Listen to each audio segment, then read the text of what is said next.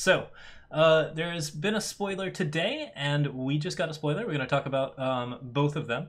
First off, you've seen the one that is Copperhall Paladin, the lifesteal 3/4, that when you play a weapon on it, play a Justice Sigil from your deck depleted. I've seen a lot of comments on this card. I actually think it's pretty reasonable. It's got a good stat line as far as like the 3/4 with lifesteal goes along. The thing that's really interesting about this card is how it behaves in mono Justice decks, because what you can do with it is you can play Gilded Glaive on this card. If you play Gilded Glaive on this card, it plays a Justice Sigil from your deck depleted. The Gilded Glaive goes up to a 4/4. You then play another Justice Sigil. It's a 6/6, and you swing in for it is 9 damage with lifesteal. So Copperhall Paladin represents a really significant threat that needs to be removed at 4. That means that, like, in terms of like cool weapon ramp decks, it's pretty interesting. It's also another Minotaur card, which we are seeing quite a few Minotaur cards. We're seeing some Minotaur, like, just solid setup stuff with, like, Relentless Gorehorn. There are a lot of Minotaur Matters cards sort of showing up, and, like, yeah, these Minotaurs are doing some interesting things, which, as it turns out, brings us to our spoiler. So let's go ahead and talk about that as soon as I can figure out how to change over. All right, yeah, there we go.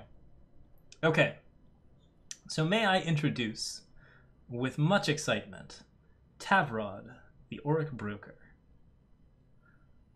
Okay. So this guy reads, Endurance.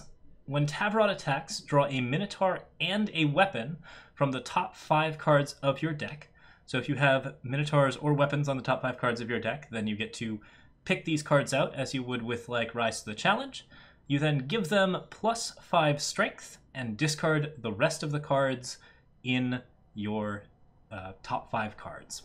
So he is a 5/7 for 5, which is an insanely efficient stat line. Like, this is one of the most survivable cards I've ever seen at 5 cost. And with Endurance, he's basically outright insane. Like, we have the hybrid color setup, but basically, like, once you put him down, he can't be permafrosted. He is a hybrid color card. He's above Obliterate. He has enough health to survive pretty much any sort of red burn stuff. He does a really significant amount of damage. 5 is, like, a really real tempo amount. So, like, all of that in terms of just French vanilla value, Tavrod is insane. Like, this card is on the level with Sandstorm Titan in terms of just overall stats for value. Like, 5 for a 5/7 Endurance, that's almost as good as 4 for a 5/6 Endurance. I would say that, like, the 7 health is actually a breakpoint. That is something that you really want to run at 5. This gives Argenport an extremely excellent tool just for making cool weapon decks happen. So Tavrod can be played without a lot of Minotaurs into your decks. And I think, yeah, he's quite ridiculous just sort of on his own. This card's really exciting. He's going to do some pretty good things for Argenport in general. Just basically, Argenport is already a deck that really wants to play with weapons in particular. So if you're just building sort of Argenport weapon aggro, things like the Auric Bully, which is a Minotaur that actually cares about weapons, or the, I believe it's Copperhall Brute, that is the Minotaur that also cares about weapons. There are 2 Minotaurs that care about weapons at the moment. So, like, if you're building that, like, basic style of deck, Tavrod does some kind of insane things.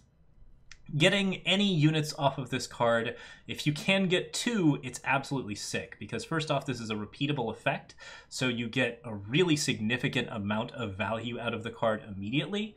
But secondly, it's also something where you get that +5 strength on the weapon, and that's really relevant for relic weapons in particular. Cards like basically anything in Armory really likes this. You have a lot of Shadow Armory decks already, and Tavrod Auric Broker is a card that actually lasts pretty well in Armory, and then can kind of throw out things like a 9/1 Auric Runehammer, or an absolutely ridiculous 9/4 Starsteel Die Show. There are a lot of good weapons in other setups as well. You've got Sword of the Sky King, you've got your Crown Watch longswords, you have the cool Argenport weapons that are starting to see some use, specifically the 3/3 that grants lifesteal. There are just a ton of good, like, unit weapons that you can put on people, and the overall strength of them means that these guys are, like, really sick for stat lines. So if Tavrod is working correctly, the value that he provides to your deck is absolutely ridiculous. He's just bananas in terms of that, because not only is he providing you with card advantage, He's also providing you with extremely fat stats in terms of size advantage. And that means that overall your cards are going to do things that are just kind of ridiculous. Like every card that you draw, whether it's a small one or a big one, is going to be a big threat. Tavrod can be the end cost card. He can be the very top of your curve, and he will do for you things that will just be absolutely ridiculous in terms of just struggle. This is maybe one of the first cards I've ever wanted to accelerate in terms of just the stuff that he can do straight off for getting his attack triggers off. So, talking about weaknesses, Tavrod is not a card that gets any sort of immediate board advantage. That's always something to watch. In this case, the fact that he's so durable means that he is capable of giving you enough of a presence on board that you're not too worried about that. But, you know, he's going to be vulnerable to Slay, he's going to be vulnerable to Vanquish, so, like, there are going to be times when you play Tavrod and you don't get anything out of him. He is, however, played in a deck that runs Protect. He also is played in decks that run Bartholo and other things like that, so, like, yeah, he's going to basically just pull Argenport into a really, really powerful position as far as things go. As a legendary, this card is just ridiculous. I think he's the most fun card and perhaps the most interesting card that we've seen so far out of Tale of Horus Travers. I'm excited about Kindle, but Tavrod is just doing so much for so many different types of decks. It's pretty insane. Oh. So holy cow. He's kind of ridiculous. Minotaurs right now are very good tribal cards, surprisingly enough. We have some like really good interactions there where they just have a lot of good stuff going on with other Minotaurs now. Like there are actually 2 tribal cards that really matter here, which is enough to make tribal kind of a thing. And there are like a lot of weaker Minotaurs that are going to be a lot more interesting as a result of this.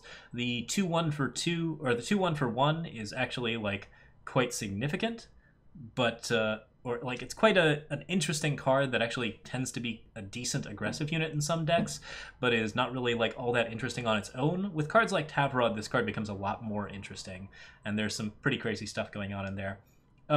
His +5 strength is going to matter more on cards that have defensive effects, specifically cards like Auric Sentry or the Revenge Minotaurs, of which there are quite a few.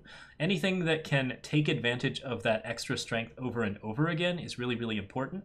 I've talked before about the value of recursion in Eternal. Anything that gives you an actual stat bonus of this size can be really, really beneficial in a way that is just kind of insane. If you've ever sort of been run around by a claw, or not a claw, Steel Fang Chakra, that is a card that basically just gives +4 strength to any one unit. Tavrod is giving +4 strength to basically every unit that you play, and he's doing it at a lot cheaper price. So the overall aggression there is pretty crazy. People are pointing out that Streetwise Informant is in fact an unblockable Endurance Minotaur that is going to have some pretty good stuff here. I think that's a good interaction, and Tavrod's definitely got some things going on there. So yeah, it's all pretty nuts. It's all kind of absolutely insane. Okay, so what else is going on with Tavrod? He works out pretty well in the aggressive decks, where you are playing your Minotaurs fairly offensively, and then Tavrod sort of tops out the list and he starts drawing you more cards. So, like, if you're playing so aggressively that your opponent has to deal with your threats early, Tavrod comes out at a time when your opponent is exhausted of ability to kill your Tavrods, and then after that he just refills your hand. He wins the game in the long run. Tavrod also has some cool Johnny effects where you can build him kind of a late game card and use him to do things like I've said. Armory decks are particularly interesting, but anywhere where you can just pick weapons out of your deck can be pretty crazy.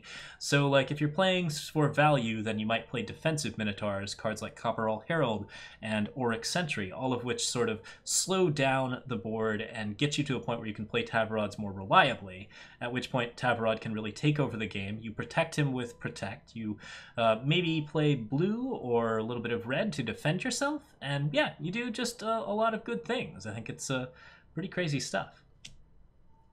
So I think he's got a little bit of an interesting play in control. His primary interest will be in sort of mid-range to aggressive decks, but if you're playing some control or some cool like Johnny combo stuff, Tavrod's got some interesting things in him. I'm definitely interested in trying to accelerate this card. I'm interested in trying to ambush him out or give him like cool like crown abilities. We could do Endurance Rod. Yeah, there's a lot of ways that Tavrod is just a really solid card to be sort of pushing out in a way that can be very beneficial to you. The 5 slot that he occupies is also occupied by Inquisitor Mokto, who is a very solid card, but fits in, I think, a very different space than Tavrod, so you'll be pretty happy to switch this out for Mokto, depending on what your deck is. He is Minotaur Matters, and he's going to play a little less effectively in hands that don't play Minotaurs.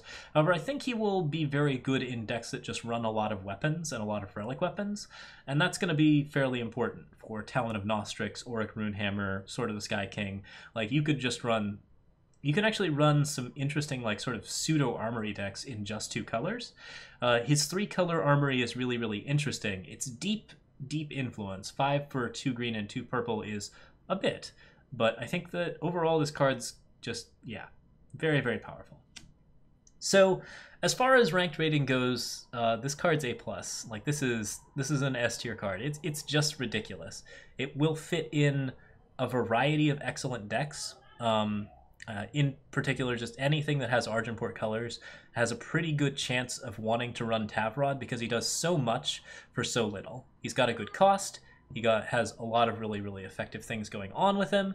He's a cool Rise to the Challenge target. He's a cool just thing to be playing on 5 for any number of excellent, excellent reasons. So, yeah, this card is bananas.